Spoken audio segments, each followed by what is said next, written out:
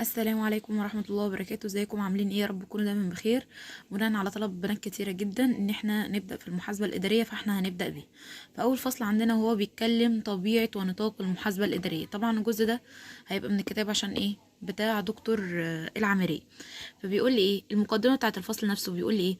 ان المحاسبة بتقوم بدور أساسي، وان هو بيعتمد عليه نجاح اي منشأة ايا كان ايه هي طبيعة النشاط بتاعها، يعني تجاري، زراعي، صناعي، مالي، ايا كان، او بتأدي خدمة ايا كان.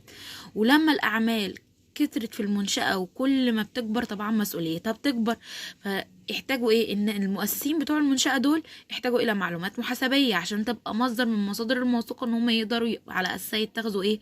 قرارات هامة في تأدية انشطتها. تمام. فبيتكلم ان المحاسبة كده ايه؟ ليها دور اساسي جدا في نجاح اي منشأة. لو منشأة ماشية من غير محاسبة هتقع. اول حاجه عندي في الفصل وهو النظره المعاصره للمحاسبه. فقال لي ان كان من المتبع في الماضي ان المحاسبه دي بتقوم بترجمه العمليات ايه؟ الماليه الى ارقام ونتائج، طبعا حسب البيانات اللي موجوده وحسب التواريخ اللي اتكتبت فيها. وبعد كده بتتسجل، وبعد كده بيتم ترحيلها، وبعد كده بتتبوب، وبعد كده بتتحط بقى ايه في الارشيف في شكل قوائم ايه؟ ماليه، عشان تخدم الايه؟ المستفيدين منها، او تخدم الشركة لما تيجي ترجع ايه؟ للقوائم بتاعتها دي. فكده المعلومات بتاعت المحاسبية ليها دور قصير، اللي هو ايه؟ ضبط الرقابة وان هو يكون في تطابق ما بين البيانات والتواريخ والارقام اللي موجودة. ففي ناس كتير انتقدت الامر ده، لقت ان لا، ده المحاسبة كده حاجة صغيرة. فالمحاسبين لما انتقدوها ادى ان احنا نطورنا التعريف بتاع المحاسبة او المفهوم بتاعها الى ان هي عملية تزويد معلومات كمية حول الأنشطة اللي بتزاولها المنشأة. فيبقى أنا عندي بعد انتقاد المحاسبين وتطور المتزايد في في بيئة الأعمال عامة، إن هي المحاسبة بقت عملية تزويد معلومات كمية حول الأنشطة التي تزاولها المنشأة لتساعد مستخدمي تلك المعلومات في اتخاذ قراراتهم المتعلقة بتوزيع الموارد الاقتصادية. تمام. فقال لي عشان افهم المحاسبة، تمام، ان هقسم التعريف اللي فوق ده لكذا جزء. فقال لي اول حاجة ان هي عملية تزويد. طب يعني ايه تزويد؟ فقال لي ان عملية التزويد دي عبارة عن سلسلة فيها بعض الاجراءات او المراحل بتأدي في النهاية خالص الى ان توصيل المعلومات المحاسبية للناس اللي بتستخدم. طيب، فطبعا العملية التزويد ليها مراحل. طب ايه هي المراحل بتاعتها؟ قال لي اول حاجة التحديد، تاني حاجة القياس، تالت حاجة التسجيل، رابع حاجة التبويب، وخامس حاجة التبليغ. يبقى أنا عندي 5 مراحل لعملية التزويد: تحديد، قياس، تسجيل، تبويب، تبليغ. يبقى أنا في التعريف المحاسبة كان عندي عملية تزويد معلومات كمية. طب نشوف معلومات كمية. فاحنا فاكرين طبعا في الإحصاء إن كان عندي كمي ووصفي، وكمي دي ليها علاقة بالأرقام. فقال لي معلومات كمية إن لغة المحاسبة بصفة أساسية هي أصلا لغتها الأرقام، واللي دايما بتكون وحدات نقدية، يعني فلوس نقدية. ومع ذلك ان اوقات بنستخدم المعلومات الوصفية، وده بس احنا بنستخدمها فين؟ في التقارير الوصفية او الرسوم البيانية بشكل اوضح، او في اشكال توضيحية. يبقى انا عندي المعلومات كمية، ان هو بيقول لي هنا ان لغة المحاسبة اساسا هي الارقام، وبتكون في شكل وحدات نقدية. هل معنى كده ان المعلومات الوصفية ما بنستخدمهاش؟ لا، اوقات بنستخدمها وبناخدها وبنحطها في التقارير الوصفية او الرسوم البيانية في الاشكال التوضيحية. طيب، يبقى احنا كده اخدنا اول حاجة ان هي عملية تزويد معلومات كمية حول الأنشطة. طب ايه هي حول الأنشطة؟ فبيقول لي ان المحاسبه ما بتقتصرش على الانشطه الاقتصاديه بس، لا، هي يعني على كل جميع الانشطه، سواء المنشات دي كانت قطاع عام او قطاع خاص. فانا يبقى انا عندي ان هي لا تقتصر الانشطه التي توفر المحاسبه البيانات حولها على الانشطه الاقتصاديه، لا تقتصر. تمام. انما التي تقوم بها مؤسسات الاعمال او منشات القطاع الخاص، بل تضم جميع أنشطة المنشآت في القطاع العام أو الخاص. يبقى كده عملية تزويد معلومات كمية حول الأنشطة، قرارات توزيع الموارد الاقتصادية. فجاء قال لي ان القرارات بتاعه التوزيع بتاعه الموارد الاقتصاديه بتتضمن اسئله كتير. طب ايه هي الاسئله؟ طب المنشاه دي بتبيع ولا بتشتري؟ طب هي بتحتفظ باستثمار ما. طيب هي بتزيد الائتمان للمطلوب لأحد المتعاملين. طب هل كل دي أسئلة كتيرة اللي بيجاوب عليها القرارات بتاعة توزيع الموارد الاقتصادية. عشان كده المعلومات المحاسبية الإدارية ضرورية ومفيدة. طب هي مفيدة للناس اللي موجودة جواها بس ولا الناس اللي بره؟ لا، هي بتبقى مفيدة للاتنين. فقال لي اهو انها بتكون مفيدة وضرورية للمستخدمين، سواء داخليين اللي هم بيشتغلوا جوه المنشأة او المؤسسة بتاعتي اللي هي داخل الجهة المصدرة لها والذين بيحتاجونها في اتخاذ القرارات، او مستخدمين خارجين وهم الاشخاص اللي هم خارج الجهة المصدرة لها، واللي بيكونوا الاتنين محتاجين طبعا المعلومات عشان بتساعدهم في اتخاذ القرارات، سواء بقى بالجهة المصدرة من داخل او من الخارج. بيقول لي ثانيا الأنشطة الأساسية، فبيقول لي نظرا لأن المحاسبة الإدارية طبعا بتتوجه لمين؟ إدارية يبقى بتتوجه للمديرين، وبتستهدف كل الخدمات اللي هم بيدوها لنا. تمام. فلازم إن المحاسب اللي هو الإداري لازم إن هو يفهم عملية الإدارية كويس جدا. فقال لي إن الأنشطة الرئيسية اللي بيؤديها المديرين دول ونوعية المعلومات اللي بيحتاجوها مهمة إني أكون عارف التطورات بتاعت بيئة العمل، وابقى عارف أهمية دور المحاسبة الإدارية في مساعدة الإدارة في اتخاذ القرارات ومواكبة التطورات اللي موجودة في السوق. فقال لي هنا ان تهتم المحاسبة بتوفير المعلومات المحاسبية للمديرين لمساعدتهم في القيام بالمهام المطلوبة منهم، الخدمات اللي هم بيأدوها. تمام. وما يتطلبه من اتخاذ قرارات، سواء بقى قرارات استراتيجية او قرارات تشغيلية. تمام. وان ان اللي هي النظر للتوجه الإداري للمحاسبة الإدارية، كان من الضروري ان احنا نوضح المحاسبة دي الوظائف بتاعتها وايه الانشطه اللي بتاعتها. فيبدا بقى يقول لي كل نشاط من الانشطه بتاعه المحاسبه الاداريه. فاول حاجه عندي هي التخطيط. اول حاجه عندي اللي هي التخطيط. فقال لي يقصد بالتخطيط الاعداد المسبق لما يجب عمله في المستقبل في ضوء الأهداف المزمع تحقيقها. يعني في ضوء الأهداف اللي احنا عايزين نحققها، ويتم ذلك من خلال الخطة الضرورية لتحقيق أهداف المنشأة. يبقى أنا عندي التخطيط يقصد به الإعداد المسبق لما يجب تحقيقه في المستقبل. تمام. من خلال وضع الخطط الضرورية لتحقيق الأهداف بتاعة المنشأة، سواء خطط طويلة الأجل أو قصيرة الأجل. طيب، وبتبدأ عملية التخطيط دي من خلال تحديد البدائل المتاحه للتحقيق. طب انا وليكن مثلا اخدت بلان طيب بلان ما نفعتش، اخش على بلان بي. لازم يبقى انا عندي بدائل بحطها في الخطط بتاعتي عشان اقدر ان انا احقق الاهداف بتاعتي. تمام. وهنبدا نقارن ما بين الخطه بتاعتي والبدائل بتاعتها ونحاول نفاضل ما بينهم. تمام. فقال لي ان عادة بيتم ترجمة الخطط بتاعة المنشأة دي في شكل موازنات. الموازنات دي اللي هي الموازنات التقديرية، بحيث ان الموازنات دي اصلا من الادوات الرئيسية في المحاسبة الادارية. يعني التخطيط لما يتقال التخطيط يبقى بيتعرف بيها انها موازنات، والموازنات دي اصلا عبارة عن خطة تفصيلية محددة مقدمة للاعمال المرغوب في تنفيذها. فقال لي ان الموازنة دي بتتعلق باهداف المنشأة طويلة الاجل، ولو هي متعلقة لو هي متعلقة بالأهداف بتاعة المنشأة طويلة الأجل بيبقى اسمها موازنة الرأسمالية. طب لو هي متعلقة بالعمليات التشغيلية بتبقى الأجل القصير، اسمها موازنة الأجل القصير. طيب، يبقى أنا عندي الموازنة التقديرية واللي هي بتكون في خطة تفصيلية محددة عشان تعرف الأعمال اللي هتتنفذ مستقبلا. وعندي الموازنة اللي هي الرأسمالية اللي هي تتعلق بالأهداف بتاعة طويلة الأجل، أهداف المنشأة طويلة الأجل. وعندي اللي هي الأهداف اللي هي اللهم صل على سيدنا محمد اللي هي التشغيلية أو الجارية، دي اللي هي بتاعة قصيرة الأجل أو اللي هي بتاعة العمليات التشغيلية. وبكده احنا نكون خلصنا الخطة او التخطيط.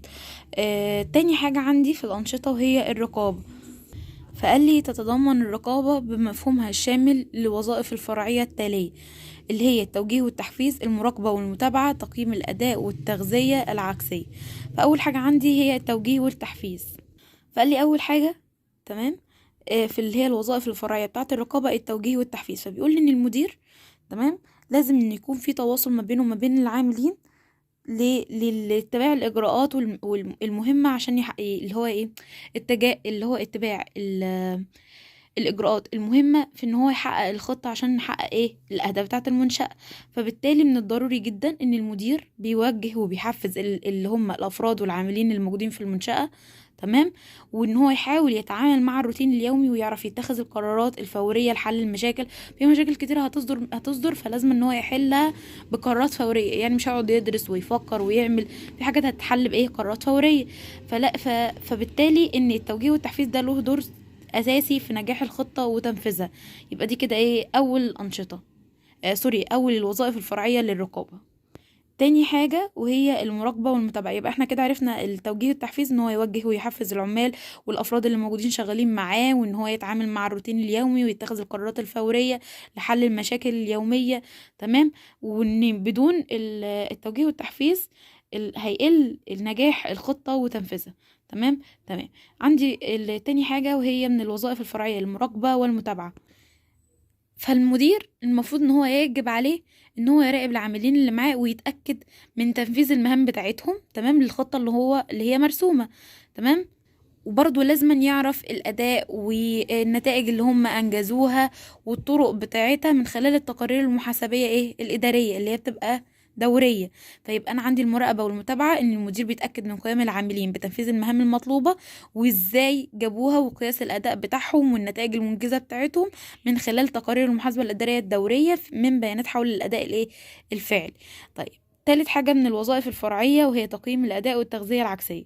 فبيقول إن المدير بيتابع وبيراجع تنفيذ الخطط الموضوع علشان يحقق بتاع تحقيق اللي هي أهداف المنشأة، تمام. وبيبدأ يقيم أداء الأفراد والعاملين اللي موجودين معاهم، وبيبدأ يقدم معلومات تغذية عكسية عن النتائج الفعلية اللي عملوها من خلال الخطط.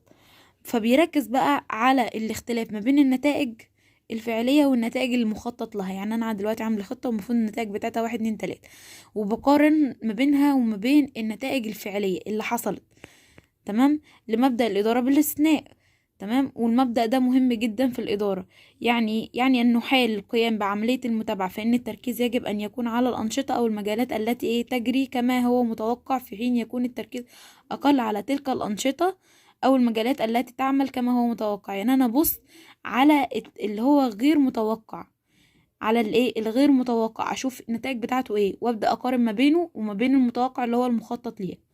فبيقول لي وينتج عن تقييم الأداء ده والمعلومات التغذية العكسية إن دي بتعلم المديرين وبيستفيدوا من النتائج الماضية وبيحسنوا من قدراتهم، وطبعا نقاط الضعف بتاعتهم بتتشال وبيعلوا من قدراتهم واتخاذ القرارات بتاعتهم في الفترات التالية. يعني كده بيعلي من قدراتهم وبيعلي من قدرتهم على التنبؤ واتخاذ القرارات في الفترات التالية، باعتبار ان في توفير طبعا للمعلومات اللي هي التغذية العكسية اللي هي بتبقى في مقارنة بين النتائج الفعلي والنتائج المخطط لها. تالت حاجة في الأنشطة وهي اتخاذ القرارات. فبيقصد بالاتخاذ القرارات ده ان افضل بديل من ضمن البدائل المتاحة. بيقول لي هنا بيقول لي ان يقصد باتخاذ القرار ده اختيار افضل بديل من البدائل المتاحة بالنسبة لي، تمام. وان عملية اتخاذ القرار دي مش وظيفة ادارية مستقلة بذاتها، لا دي جزء لا يتجزأ من الوظائف الاساسية بتاعت الادارة، بتاعت ادارة اللي هي التخطيط والرقابة، تمام. فكل قرار ان المدير بيجي ياخده بيحتاج لمعلومات، وبتتأثر جودة القرارات الى حد كبير بجودة المعلومات المستخدمة. فبالتالي بالتالي ان المعلومات اللي موجودة عنده لازم تكون صحيحة ومتراجع عليها عشان ما يتأثرش باتخاذ القرارات بتاعتها، تمام. وهنا بتظهر أهمية نظام المعلومات المحاسبي ودور المحاسبة في توفير المعلومات الملائمة اللي بيحتاجها المديرون للقيام بمسؤوليتين في اتخاذ القرارات. يبقى احنا كده عرفنا ان احنا عندنا 3 أنشطة، عندي اول حاجة التخطيط، عندي تاني حاجة الرقابة، عندي تالت حاجة اتخاذ القرارات، تمام. تالت حاجة عندي وهي مفهوم المحاسبة الإدارية وأهمية. فبيقول لي النظام بتاع المحاسبة الإدارية ده فرع جديد من فروع المحاسبة، جاء لتلبية احتياجات وخدمة الإدارة، وذلك عن طريق توفير المعلومات تساعدها في اتخاذ القرارات طبعا وأداء وظائفها الرئيسية. ولذلك أحيانا يطلق عليها مسمى المحاسبة لخدمة الإدارة أو المحاسبة لخدمة اتخاذ القرارات، باعتبارها أنها جوهر عمل الإدارة ما هو في الحقيقة إلا عملية اتخاذ قرار. يبقى أنا عندي مفهوم المحاسبة هو فرع من فروع المحاسبة طبعا جديد، بيجي ليه؟ عشان يلبي احتياجات وخدمة الإدارة، ومن خلال إن هو بيوفر لي معلومات بتساعدها في اتخاذ القرارات والأداء الوظيفي بتاعها. تمام. ليها مسميين، يا إما المحاسبة لخدمة الإدارة أو المحاسبة لخدمة اتخاذ القرارات. وعلى الرغم من عدم وجود تعريف محدد أو متفق عليه للمحاسبة الإدارية، إلا يمكن القول ده تعريف تاني: مجموعة من المفاهيم والنماذج والأسس والأساليب اللي بتهدف إلى توفير المعلومات اللي بتساعد المستويات الإدارية المختلفة في خلق وحماية وزيادة القيمة لكل الأطراف أصحاب المصالح في المنظمات الهادفة للربح وغير الهادفة للربح، وفي القطاعين سواء العام أو الخاص. كمان كده في أي حاجة واقفة، لو حد واقف حاجة يكتب في الكومنتات. طيب، وبعد كده بيقول لي: وذلك تتسم المحاسبة الإدارية بسمات عديدة، منهم أول حاجة المحاسبة الإدارية علم. ما دام قلنا علم يبقى بتعتمد على مجموعة من المفاهيم والمبادئ والأساليب والنماذج، تمام، اللي بتحكم عمل المحاسب الإداري، زي مثلا مفاهيم التكلفة الملائمة لاتخاذ القرارات. يبقى ما دام علم يبقى تعتمد على مجموعة من المفاهيم والمبادئ والأساليب والنماذج. طيب، رقم 2 اللي هي اللي هي المحاسبة الإدارية وظيفة ومهنة. وظيفة بمعنى ان هناك اقصد يعني ان هناك مجموعة من الاساليب او الطرق او المعايير والاجراءات اللي بيقوم بها المحاسب الاداري داخل المنشأة التي يعمل بها كموظف. اما المهنة بمعنى انه في واقع العمل يقوم بممارسة مهنة المحاسبة الادارية، او هو المحاسب الاداري المعتمد المستقل. يبقى انا عندي المحاسبة الادارية يطلق عليها وظيفة ومهنة. وظيفة بمعنى ان هي مجموعة من الاساليب او الطرق او المعايير والاجراءات اللي بيقوم بها المحاسب ده داخل المنشأة كموظف. مادام وظيفة يبقى كموظف. اما المهنة ده بقى في الواقع العمل يقوم بممارسة مهنته اللي هي المحاسبة الإدارية المعتمد مستقل. تالت حاجة عندي وهي المحاسبة الإدارية نظام فوري للمعلومات. بمعنى أنا عندي المحاسبة الإدارية دي أصلا نظام فوري للمعلومات، بحيث إن هي مش بتعتمد على البيانات التاريخية فقط، بتعتمد على التقدير تمام، والتحميل. لذلك يتضمن نظام المحاسبة الإدارية نظام التكاليف التقديرية. يبقى أنا عندي نظام فوري إزاي؟ إن هو لا يعتمد على البيانات التاريخية فقط، كمان بيعتمد على التقدير والتحميل اللي بيتضمن نظام المحاسبة الإدارية اللي هو نظام التكاليف التقديرية. تمام. ومن خلال تعريف المحاسبة السابق، تمام، يمكن استخراج أهم الأهداف. عندي كم هدف بقى؟ عندي 3 أهداف. قال لي أول حاجة ان توفير المحاسبة الإدارية من اهم اهدافها توفير المعلومات اللي بتساعد في التخطيط ورقابة الأنشطة والعمليات. فقال لي ان يعتبر نظام المحاسبة الإدارية ده احد الادوات اللي بتساعد في تحقيق الأهداف، وبيوفر لي البيانات اللازمة عشان أحقق الأهداف دي. وكمان بقارن أو بمعنى صح أفاضل ما بين البدائل المتاحة عندي وبختار البديل الأمثل، فكده يبقى بيقوي جانب التخطيط عندي. ومن ناحية الرقابة والمتابعة فهو بيتابع العمال والأفراد اللي موجودين تحت إيدي من ناحية من ناحية تنفيذ الأهداف والخطة المتبعة. تمام. تاني حاجة عندي وهي توفير المعلومات اللي بتساعد في اتخاذ القرارات. فقال لي ان اتخاذ القرار هو عملية اللي بيتم فيها الاختيار ما بين مجموعة من البدائل المتعددة. طب انا هختار ما بينهم او افاضل ما بينهم بناء على ايه؟ بناء عن البيانات اللي متوفرة ليا، وانها بتقيم لي كل بديل والنتائج المتوقعة من ناحيته. فبالتالي اقدر افاضل ما بينهم واختار البديل الافضل اللي هيساعدني في تحقيق الاهداف المطلوبة. فكده نبدأ نفرق ما بين عملية صناعة القرار وعملية اتخاذ القرار. عملية صناعة القرار معناها ان انا اوفر كافة المعلومات اللازمة لمتخذ القرار لكي يقوم باتخاذ قرار سليم، وتتم عملية صناعة القرار من خلال المحاسب الإداري. أما عملية اتخاذ القرار فهي عملية استخدام المعلومات اللي قام بتوفيرها المحاسب الإداري عشان يبدأ يفاضل ما بين ما بين البدائل المختلفة واختيار أفضل بديل لتحقيق الأهداف بتاعة المنشأة. يبقى صناعة القرار ان انا بوفر كافة المعلومات عشان للمحاسب الإداري عشان يقدر يتخذ القرار. اتخاذ القرار دي عملية استخدام المعلومات. خلاص انا وفرتها من خلال الصناعة، خلاص بقى ابدأ استخدمها، فمعناها كده ده اتخاذ القرار. تمام. وبالتالي يمكن القول ان القرار عبارة عن 90% معلومات يتم توفيرها من خلال المحاسب الإداري، و10% تمثل خبرة المدير، أي أن المحاسب الإداري شريك في عملية اتخاذ القرارات من خلال المعلومات اللي بيصنعها. تمام. ثالث هدف والأخير وهو قياس وتقييم الأداء. فبيقول إن المحاسبة الإدارية تمام تهتم بقياس أداء الوحدات الفرعية للمنشأة زي الأقسام وخطوط الإنتاج والمناطق الجغرافية. تمام. كما أن قياس الأداء يساعد في إعداد نظم الحوافز، حيث يجب أن يتم تحفيز المديرون والعاملين من خلال ربط مكافاتين بالأرباح المحققة. أنا هقدر أحفز الناس اللي تحت إيدي دي بإيه؟ بالكلام بس؟ لا، لازم كلام، يعني لازم جانب معنوي وجانب مادي. فأنا أبدأ أحفزهم بالمكافآت ولما أقول لهم مثلا وليكن إن لما نحقق الأهداف كذا يحصل لنا ربح كذا، فأنتوا المكافآت بتاعتكم هتزيد مثلا بنسبة 10%. فابدأ يبدأ إيه كده، اللي هو يبدأوا يحسنوا الأداء بتاعتهم، وكده يبقى احنا ايه، بنوجههم وبنحفزهم. وبكده نكون خلصنا نص الفصل الأولاني في المحاسبة الإدارية. تمام. معلش الفيديو ده طويل، بس هو الفصل طويل جدا.